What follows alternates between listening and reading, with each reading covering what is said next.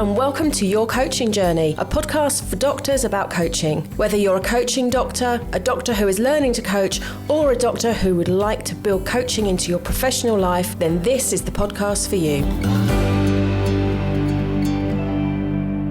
Hello, I'm Tom Dillon, and with me today is my co-host and business partner, Helen Leathers. Good morning, Helen. How are you? Good morning. I'm very well, thank you. Still a bit hoarse. Still a bit hoarse. Yeah. How are you? Struggling not to make a joke about horses. Yes, I knew Yeah. that. Yeah. Why the long face? I think I've used that one before about giraffes. But anyway, what are we talking about today, Helen? Today we're going to be talking about the ABCDE model. ABC. No. Easy as 1, 2, 3. No singing. No singing. Okay. Bit of Jackson 5 in the morning. It's a bit too lovely for me. The ABCDE model, which comes from Cognitive Behavioural Coaching. Yes. Originally the work of Albert Ellis. He was the originator of that way of talking to someone about their situation. Yes. And we talked about it in episode 14. The Cognitive Behavioural Coaching approach. Yes. Yeah. So this is a model from that.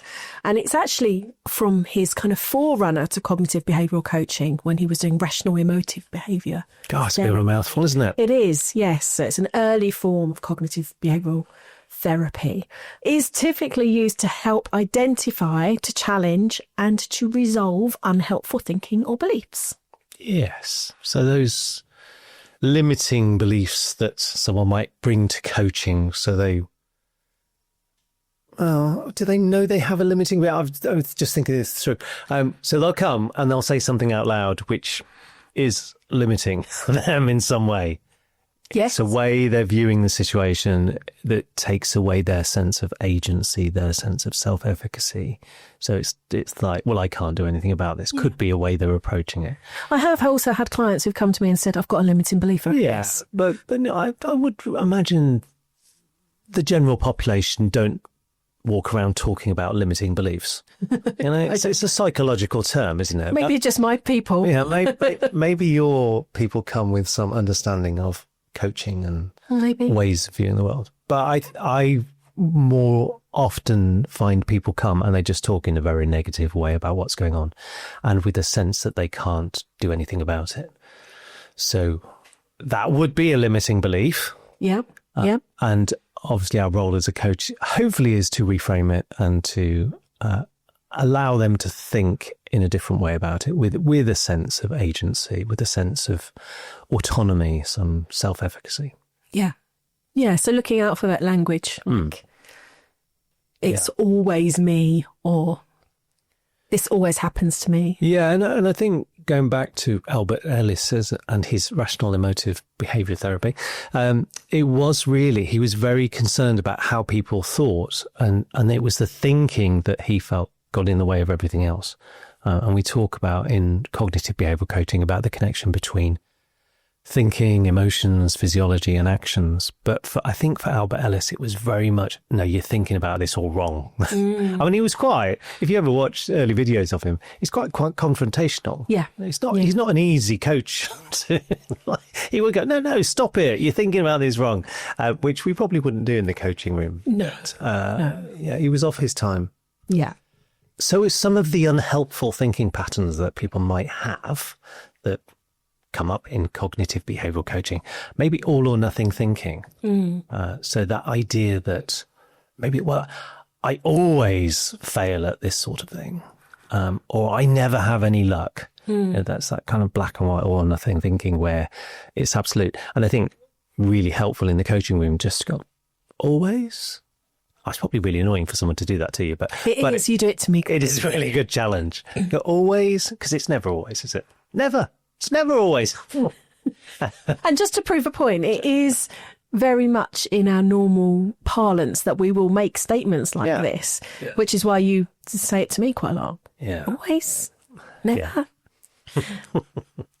But it works. And obviously within the coaching room, what we're trying to do is to allow someone to think properly about what is going on. So to get away from that, just what we might call system one thinking of, wow, this always happens to me, and just being in that state of mind and actually just think properly about it. Well, actually, does this always happen to me? Okay, no, there are occasions when it doesn't happen, but it's very easy, isn't it, just to paint that picture. Yeah. So that's one way. Catastrophizing, assuming the worst, and if it were to occur, our inability to deal with it if it was a catastrophe. And I do a little bit of catastrophizing from time to time. I hadn't noticed. I did. Well, I had one the other week, didn't I? One weekend, I'd had a dream. I told you about my dream on a Saturday morning. So I had this really weird dream and I was in this really difficult situation. And told you about my dream. And then later that day, I was looking on Facebook and came across something and it kind of connected me to my dream. And I just went into this bit of a panic mode about what it might mean. Yeah. And it didn't actually mean anything, but I just went to this place and not immediately. Obviously, seeing whatever I saw, put it in my head. And then at 2:00 in the morning, of course, Sunday morning, I was like, what does that mean? And I was sort of panicking and I didn't have anyone to talk to about it. So kind of panicked for, had a bit of a restless night. I'm glad you didn't wake me up at 2:00. Yeah, I thought about it. And then when I spoke to you in the morning about it, we kind of talked it through and went, yeah, that's not a thing. Oh, yeah, okay. So I fully recognise that I do have that ability to predict the future in a way that is unhelpful. Someone once told me that you should never believe your brain at 2:00 in the morning. No, it's not good. It lies to you. But very difficult to get back to sleep when your brain is suddenly put you on alert. Yeah. Yeah. So that's catastrophizing. And I think that is something that will come into the coaching room. Yeah. So I can recall someone recently that, well, I say recently, it's probably a year ago now, who was very worried about someone potentially reporting him to the GMC and it becoming a big problem and he'd gone to the point that it was the end of his career. When actually, when he said it out loud and as he was talking to me, I was going, well, there were a lot of steps to go through to get to that point where the GMC might take some action against you. And listening to you, it does sound really unlikely. I'm looking in from the outside, but that seems like a really long series of events that would have to happen to get there. And what was really useful was to play that back and go, yeah, this doesn't sound like it's real. It doesn't sound like a way that you would see this playing out. So playing it back to him was really useful. But just him being able to articulate it to me, because he wasn't able to say it out loud to anyone else. Yeah. He didn't want to, so there was a sense of shame about the fact he was even thinking it. So he couldn't really talk to anyone about it. So the fact he did have someone to just say it out loud to was just, oh yeah, you're right. And in the end, it was a year ago and we know what the outcome was now and it all just went away and was not a problem. But he'd done a lot of worrying about it. Yeah. Good. So lots of these unhelpful thinking patterns could just be, let me talk them through, let me get them out of my head, and that can be useful. Yeah, and I think where it is useful as a coach, because if you're hearing someone, so let's say someone, well, obviously they think this of me, and do that mind reading, which is another thinking pattern we can fall into, of thinking that we know what someone else is thinking. And generally it's something bad about us. Yes. Yeah. So, well, clearly they're thinking this when they actually have no idea. So it's that challenging of what's real in the situation. What's just the story you're telling yourself and what is actual fact. And that's where the ABCDE model comes in. Yeah. And I think in clean language, in Time to Think, they talk about, what's a fact, what's a possible fact, and what is an assumption. And that's what we're trying to get to, isn't it? Absolutely. So let's go through the model because I think that would be helpful. Yes. So we have 5 letters. A is the activating event, which is the thing that's happened that we react to. B are the beliefs and perhaps perceptions around that event. C is the consequences. So that could be the cognitive, emotional, behavioural, physical, or even interpersonal consequences, which we'll come on to. D is disputing of those beliefs, those limiting beliefs. And then E is an effective and new way of thinking or behaving.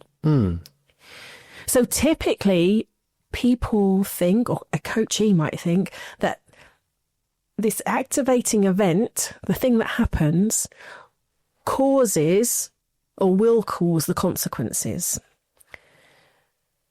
However, when something happens in our life as humans, we have to process that situation. So we look at the situation, and our understanding of the event and our reaction to it, which is the consequence, is coloured by beliefs, by values, by cognitive biases, by past experiences, by those self-limiting beliefs. So our beliefs are the lens through which we see the event and make sense of it. And then we react, we think, we behave in a particular way. So the consequences aren't always caused by the event.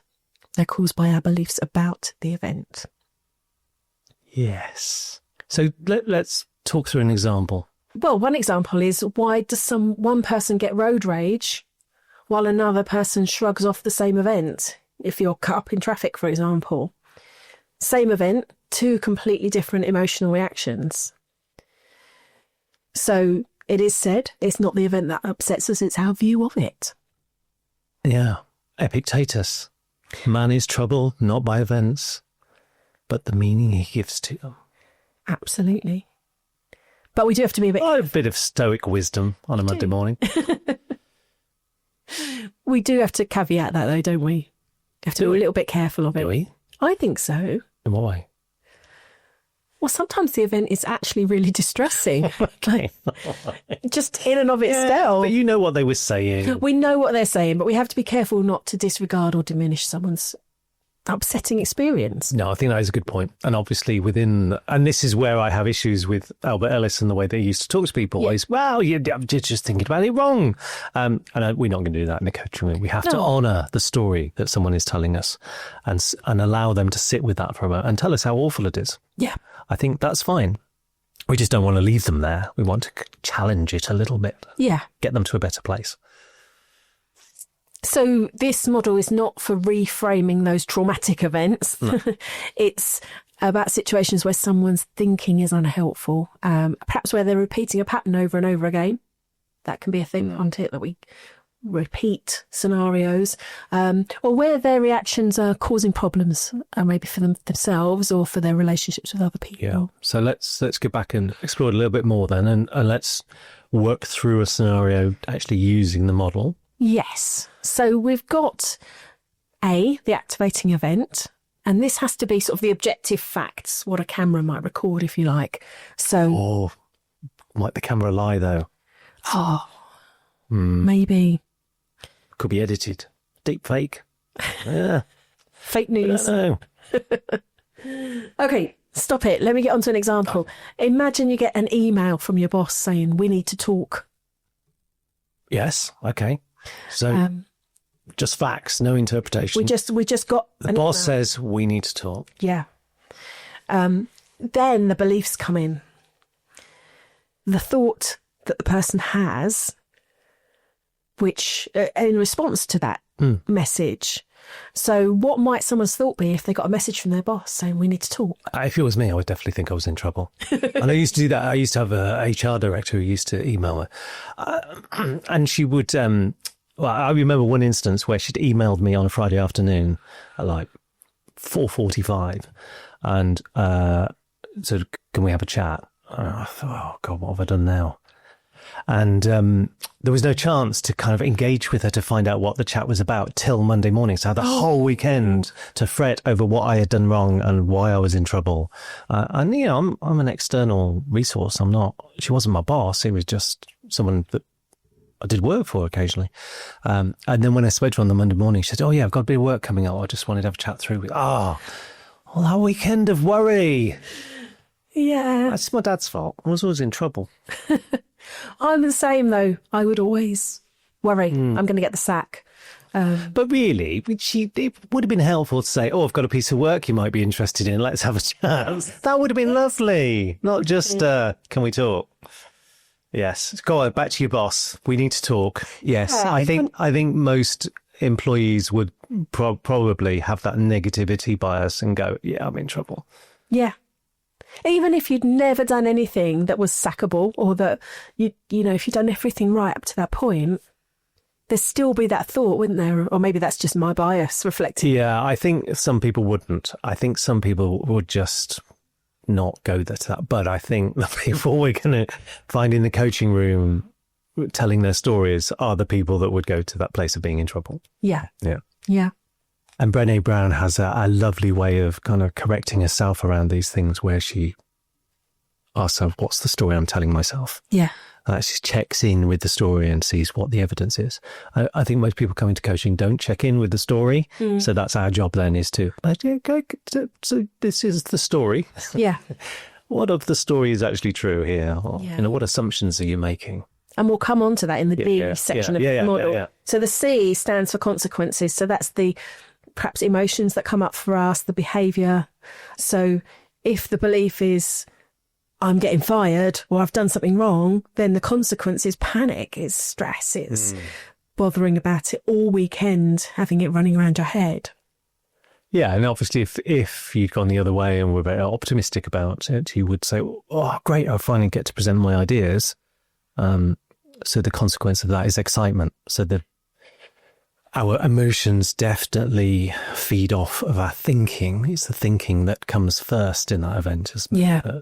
We go to that place. But I guess if you were feeling particularly anxious, the emotions feed into the thinking. So just to give a different example, if I was presenting on stage to an audience and it was going well, and people were engaging, and a couple of people at the back of the room started laughing, I might think, well, they're enjoying it, they're laughing. If it was going particularly badly and I was stumbling over my words or something like that, and so a couple of people at the back of the room started laughing, I might think they were laughing at me and my inability to present properly. So there I am in an anxious state because it's not going well. And so my thinking is impacted by my state at the time. Yeah. So all those we talk about in cognitive behavioural, all those things being connected and feeding off each other. So I think if we're in a less resourceful state, so maybe that fight or flight thing is already activated and then something happens, we're not in the best place to think it through properly. Yeah, absolutely. It's like a spiral within a spiral. So I've mixed our scenarios here, haven't we? We've gone from the boss to presenting and backing in, but carry on. I think it's fine. And I think the point is that we can have the same event and we can have different thoughts about the same event, depending on the day, maybe. Yeah. And that's a good point. You know, one day we might get an email and we might think, oh, that's great. Yeah, I'll have a chat with them. And then another day we might be feeling under-resourced or triggered by something else. And then we might have a different thought about that email. So it's the same event, different thinking, different B, beliefs. Yeah. And a different C of consequences. Yeah. And so some of it also is how important it is to you. Yeah. So we recently had someone that was talking to us about a piece of work and then said, oh, you know, organisational development want to talk to you about it. They need more information.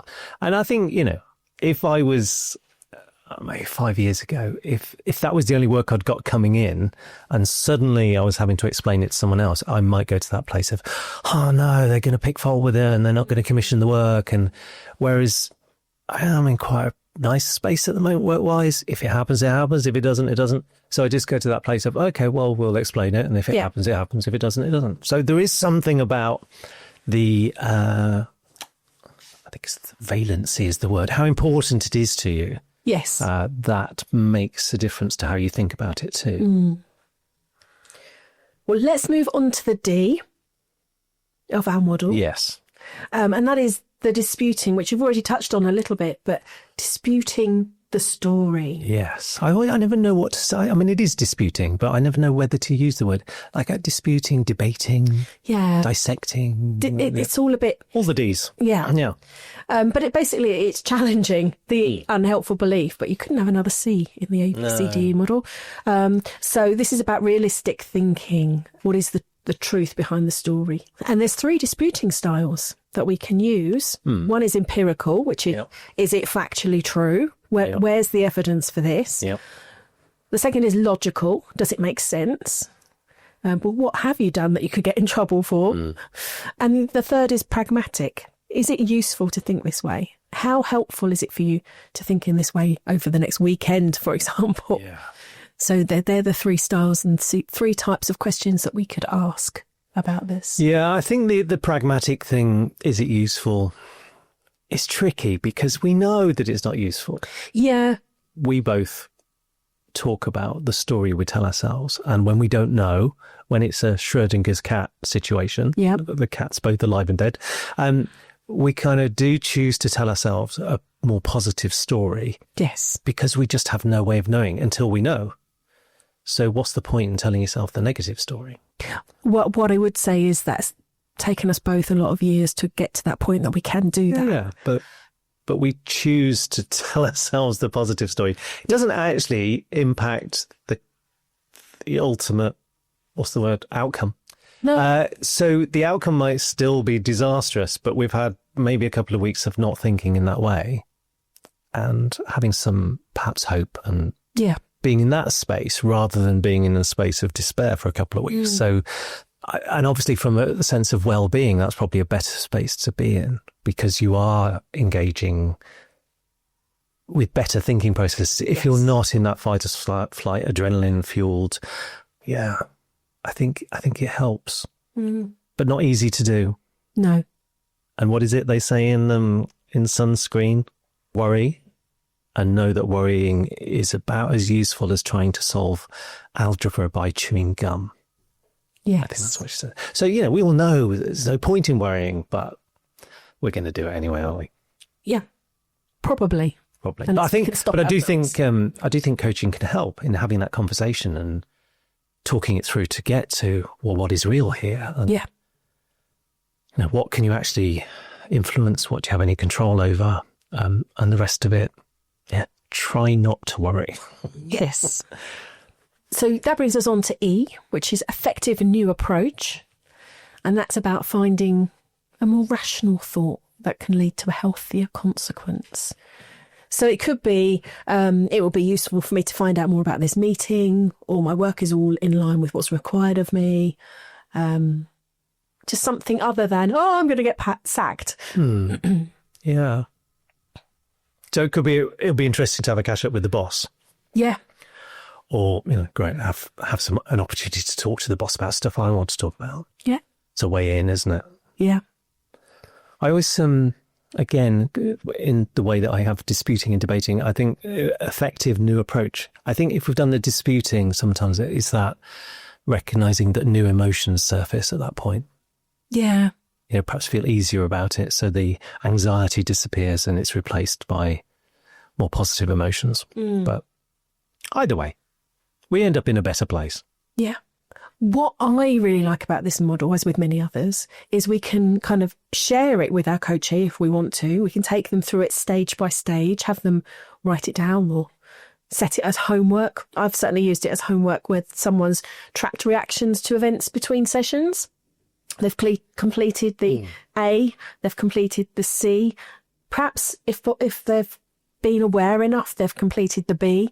And then when they've brought it back to coaching, we've talked about the B, we've talked about then disputing and finding a new way of being. And it's allowed them to think more about their thinking during the week. And that's been really useful. So we can use it very explicitly in that way. Yeah, don't think I've ever done that.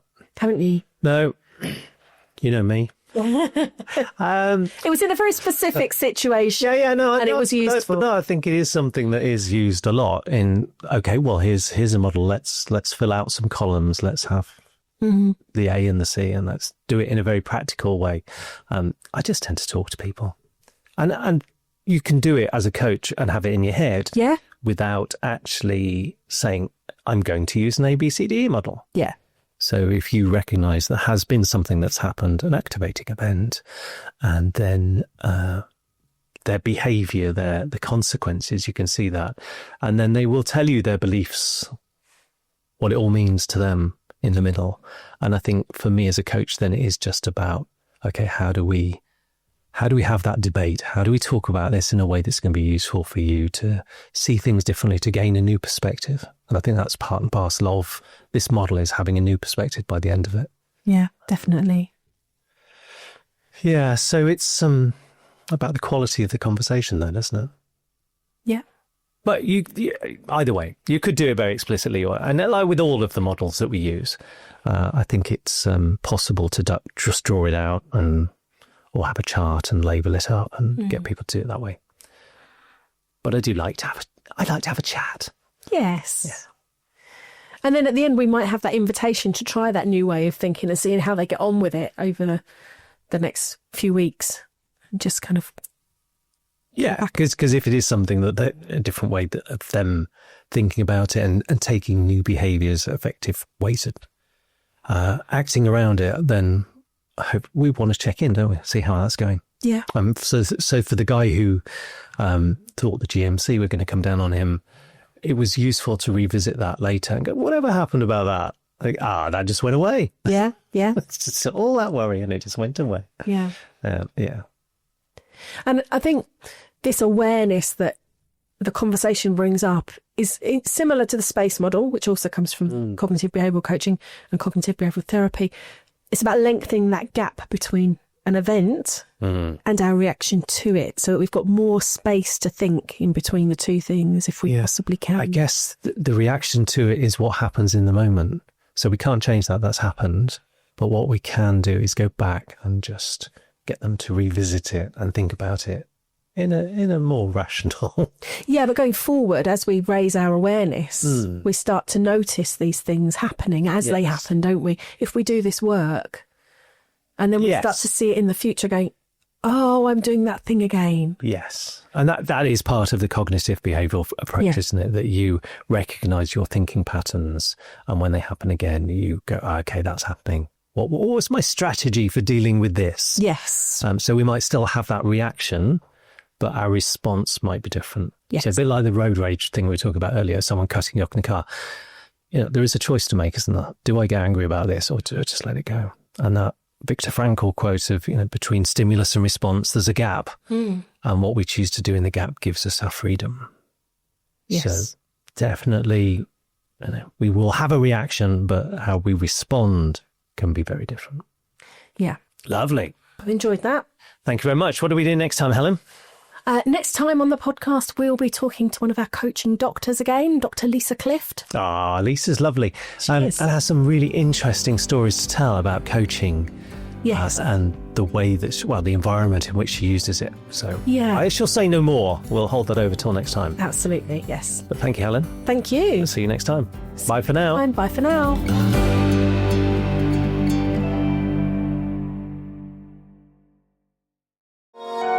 This has been a Monkey Pants Productions podcast.